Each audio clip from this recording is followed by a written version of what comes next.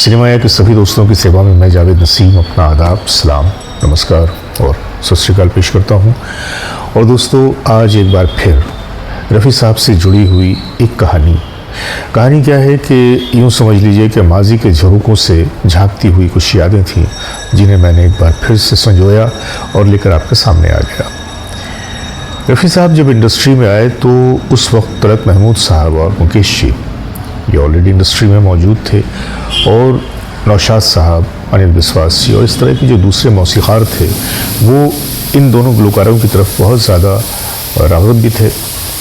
और भले क्यों नहीं होते, जबकि अनिल बिस्वास साहब ने तो मुकेश जी और तलत महमूद साहब को इंट्रोड्यूस किया था। जी हाँ, आप जानते हैं कि इंडस्ट्री में लाने वाले मुकेश जी को और तलत महमूद साहब को अनिल बिस्वास जी थे।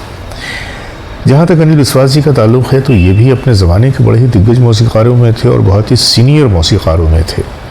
उस ज़माने में जो टॉप के मौसीक़ार हुआ करते थे उनमें एक नाम अनिल बिस्वास जी का था।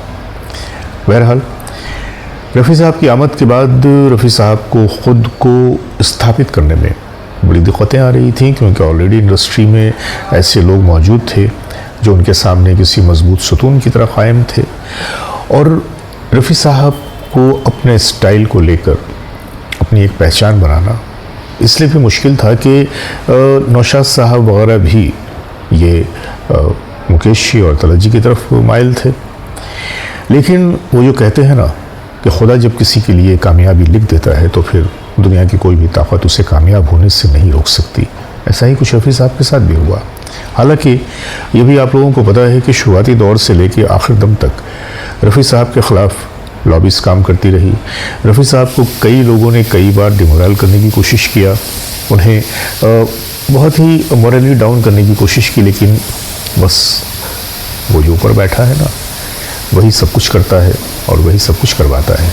और रफ़ी साहब ने हर मौके पे यही कहा, जब भी उनसे उनकी आवाज़ की तारीफ़ की गई या उनकी किसी बात की तारीफ़ की गई तो बड़ी सादगी के साथ वो उंगली ऊपर उठा देते थे कि देने वाला तो रब है, और वाकई देने वाला तो रब है। आज की कहानी ऐसी है कि जब रफ़ी साहब को उस दौर में, जबकि उनका एक नाम पैदा हो चुका था, उनकी शनाख्त बन चुकी थी, फिर भी कुछ मौसीक़ारों ने उनके रफ़ी साहब की काबिलियत पे उन्हें शक था और रफ़ी साहब को उनकी वो जगह देने को तैयार नहीं थे जिसके रफ़ी साहब अहल थे। आज की भी कहानी एक ऐसी ही कुछ है और ये कहानी जुड़ी हुई है श्री अनिल बिस्वास जी से। तो आइए चलते हैं आज के वीडियो की तरफ।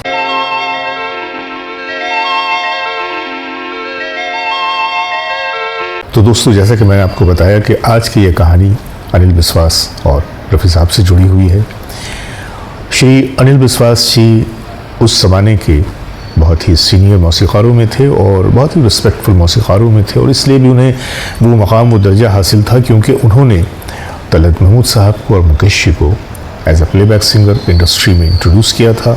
और लता जी और मीना कपूर जी को भी ग्रूम करने में अनिल बिस्वास जी का बहुत बड़ा हाथ था। लेकिन वो जो कहते हैं ना कि हर शख्स की अपनी एक पसंद होती है या अपना एक मयार होता है, तो न जाने क्यों अनिल बिस्वास जी को ऐसा लगता था कि रफ़ी साहब ठीक है इंडस्ट्री में प्लेबैक सिंगिंग तो कर रहे हैं, लेकिन वो उस दर्जे के गायक नहीं हैं जैसे कि एक गुलकार को होना चाहिए या एक प्लेबैक सिंगर को होना चाहिए। और यही वो वजह थी कि उन्होंने कभी भी रफ़ी साहब को वो मकाम नहीं दिया जिसके रफ़ी साहब अहल थे, बल्कि जब मौका मिला तो उन्होंने कई बार तो दो एक ऐसी बातें कर दी कि जो सिर्फ़ और सिर्फ हम उसे बेइज्जती और दिलशिकनी पे ही मामूल कर सकते हैं। मसलन बात है एक बार की कि जब अनिल बिस्वास जी को एक फ़िल्म मिली, फ़िल्म का नाम था दो राह।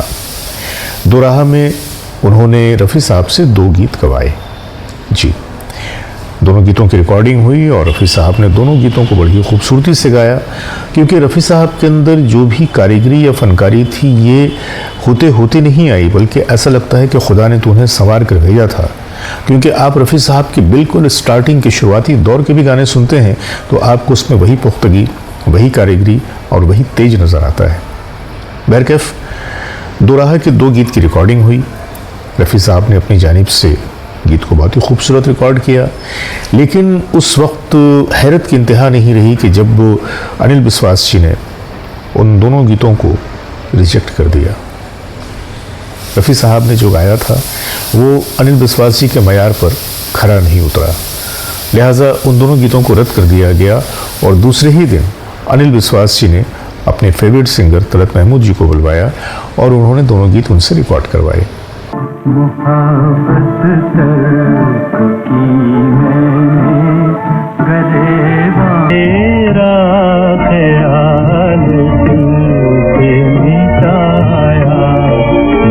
बात तो बड़ी अजीब सी थी, लेकिन जब रफ़ी साहब को इस बारे में पता चला और लोगों ने कहा कि भाई ऐसा हुआ कि आपको वहाँ से हटा दिया गया और तलत साहब से इस गीत को रिकॉर्ड करवाया गया, तो रफ़ी साहब ने कोई रिएक्शन नहीं दिया। उन्होंने कहा कि वो संगीतकार हैं, धुन उनकी है, वो जो चाहें फैसला करें, मुझे उन्होंने मेरा मुआवजा दे दिया, बात ख़त्म हो गई।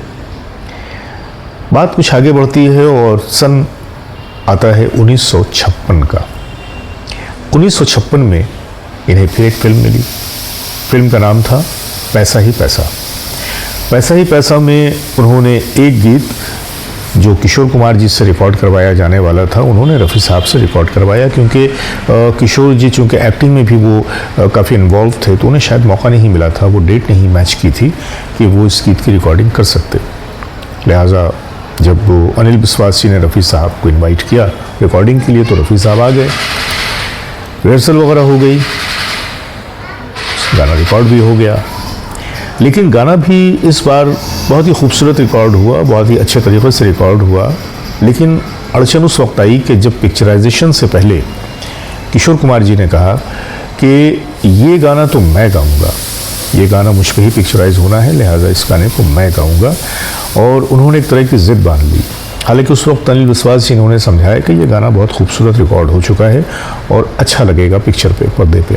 लेकिन उन्होंने ऐसी ज़िद बांधी कि आखिरकार मजबूर होकर रफ़ी साहब के गाने को रद्द करते हुए दोबारा किशोर कुमार जी की आवाज़ में उस गीत को रिकॉर्ड किया गया। पैसे का मंतर, पैसे का जंतर, पैसा पैसा छू जाते प्राण पलट कर आवे गजब तेरा जादू। लेकिन कुदरत तो कुछ और सोचे बैठी थी, क्योंकि ये 2 बार के वाक़े के बाद भी रफ़ी साहब ने अपनी जानिब से ऐसे किसी भी नेगेटिव कमेंट का या अपने किसी गुस्से का या शिकायत का इजहार नहीं किया था। हालांकि ऐसा करना भी बहुत ही दिल जिगर की बात है।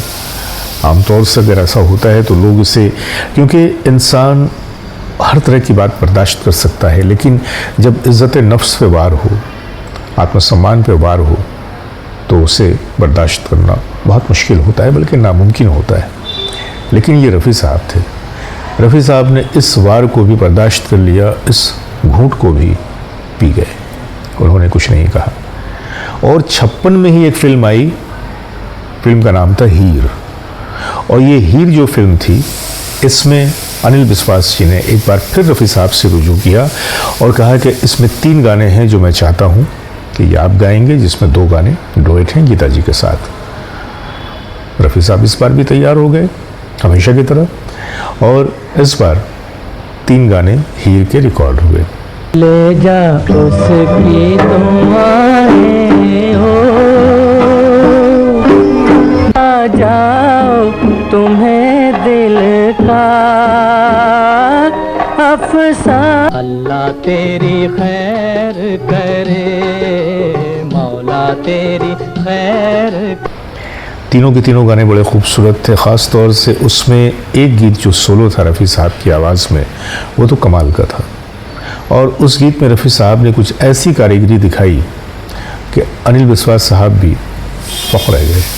उन्हें यकीन ही नहीं आ रहा था कि मैं जिसे ये कहता हूँ कि ये संगीत के मामले में नाबलद है, ये संगीत नहीं जानता, क्योंकि कई मौक़ों पे उन्होंने बड़ी अजीब अजीब बातें की थी।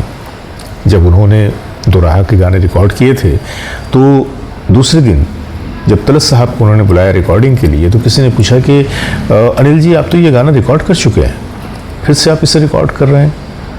बोले हाँ, वो भिंडी बाज़ार का एक है आया था, तो मैंने उससे गाना रिकॉर्ड करवाया, लेकिन उसको संगीत की समझ नहीं है, इसलिए मुझे ये गाने को फिर से रिकॉर्ड करवाना पड़ रहा है। बड़ी ख़तरनाक बात थी, बहुत इंसल्टिंग बात थी, लेकिन वो बात तो गुजर गई। फिर उसके बाद उन्होंने एक मौके पे कहा कि अरे वो तो पंजाबी जट है, उसकी आवाज़ में वो बात ही नहीं है, वो संगीत को समझता ही नहीं है। ये बयान उन्होंने दिया। फिर एक मौके पर उन्होंने कहा कि दरअसल मैं जिस तरह की धुन बनाता हूँ, मेरी कंपोजिशन इतनी डेलिकेट होती है और उसमें इतनी कारीगरी होती है कि रफ़ी साहब की आवाज़ से मेरी कंपोजिशन मैच नहीं करती है, इसलिए मैं उनसे काम नहीं करवाता। इसके अलावा भी कई बार उन्होंने इस तरह की बातें की थी। हालांकि भाई देखिए, मैं तो मौजूद नहीं था, शायद आप भी मौजूद नहीं रहे होंगे, लेकिन जो बातें हुई और होती रही हैं, मैं उसी की रोशनी में ये वाक़या आपको बयान कर रहा हूँ। कितना सही है कितना गलत है, वल्लाह अलम बिस्सवाब। लेकिन ये जो बातें उठती हैं, वो कहते हैं ना कि देख तो दिल के जहाँ से उठता है, ये धुआं सा कहाँ से उठता है, और धुआं वहीं से उठता है जब आग लगती है। तो कहीं ना कहीं तो कोई ऐसी आग लगी होगी, क्योंकि रफ़ी साहब के मामले में जब लॉबिंग की बात आती है तो उसमें कई नाम हैं जो बहुत ही उभर कर सामने आते हैं, और उनमें एक नाम अनिल विश्वास जी का भी आता है, जिन्होंने कभी भी अपने अल्फाज में रफ़ी साहब को प्लेबैक सिंगर माना ही नहीं। लेकिन जैसा कि मैंने कहा कि कुदरत को तो कुछ और मंजूर था। हीर के गाने के बाद वो गाना बहुत ही पॉपुलर हुआ, और रफ़ी साहब ने उनकी सारी शिकायतों का, सारी बातों का एक गाने में जवाब दे दिया कि वो क्या हैं, उनकी पहुंच क्या है, और वो किस पाए और किस मैयार के सिंगर हैं। बहरकैफ ये सारी बातें अपनी जगह पर थीं, लेकिन अनिल जी अपने स्टैंड से हटने को तैयार नहीं थे। वो रफ़ी साहब को एक बहुत आला दर्जे का सिंगर मानने को तैयार नहीं थे, रफ़ी साहब के साथ काम करने को भी तैयार नहीं थे। हालांकि 56 से लेके उसके बाद भी उन्होंने तकरीबन 1962 तक काम किया, काफ़ी फिल्में की उन्होंने।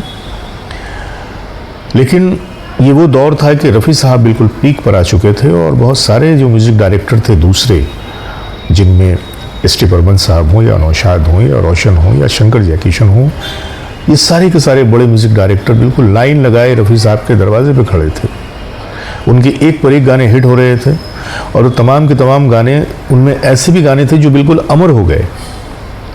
और बिल्कुल इत्तफाक राय से ये बात कही जा सकती थी कि इन गानों को तो रफ़ी साहब के सिवा कोई गा ही नहीं सकता।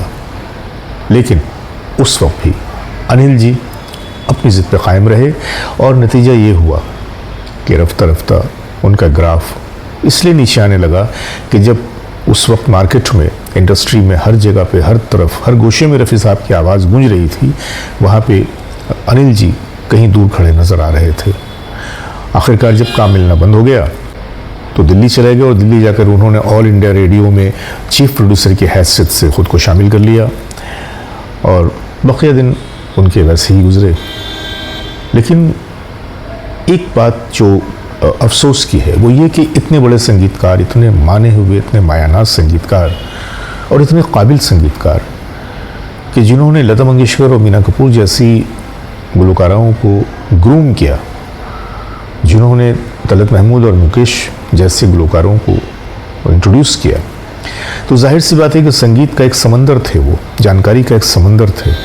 लेकिन न जाने क्यों उन्होंने, वो क्या कॉम्प्लेक्स था, वो क्या बात थी कि रफ़ी साहब को कभी भी उस दर्जे का वो गुलकार समझा ही नहीं। और लेकिन इसका जो अल्टीमेट नुकसान उठाना पड़ा, ये अनिल विश्वास जी को उठाना पड़ा, क्योंकि इस वाक़े से या इस सोच से रफ़ी साहब की सेहत पे तो कोई फ़र्क नहीं पड़ा। रफ़ी साहब तो दिन दूनी रात चौगनी तरक्की करते रहे, और हर तरफ रफ़ी साहब के ही चर्चे थे। लेकिन मज़े की बात यह है कि इतना कुछ सुनने के बावजूद भी, इतनी सारी बातें होने के बावजूद भी, रफ़ी साहब ने कभी भी अनिल विश्वास जी के बारे में कोई भी अपशब्द नहीं कहा, कभी कोई शिकायत नहीं की, कभी कोई गिला नहीं किया। उन्हें सिर्फ अपने काम से मतलब था, और वो एक ही बात जानते थे कि इज़्ज़त देने वाला तो ऊपर बैठा है, और जब वो इज़्ज़त देना चाहेगा तो उसे इंसान बेइज्जत नहीं कर सकता। और यही हुआ इस मामले में भी। रफ़ी साहब ने अपनी आवाज़, अपने अंदाज़, अपनी फ़नकारी के ज़रिए साबित कर दिया कि वो मोहम्मद रफ़ी हैं। तो दोस्तों, आज की कहानी बस यहीं तक।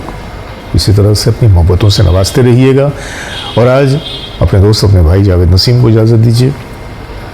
नमस्कार, खुदा हाफ़िज़।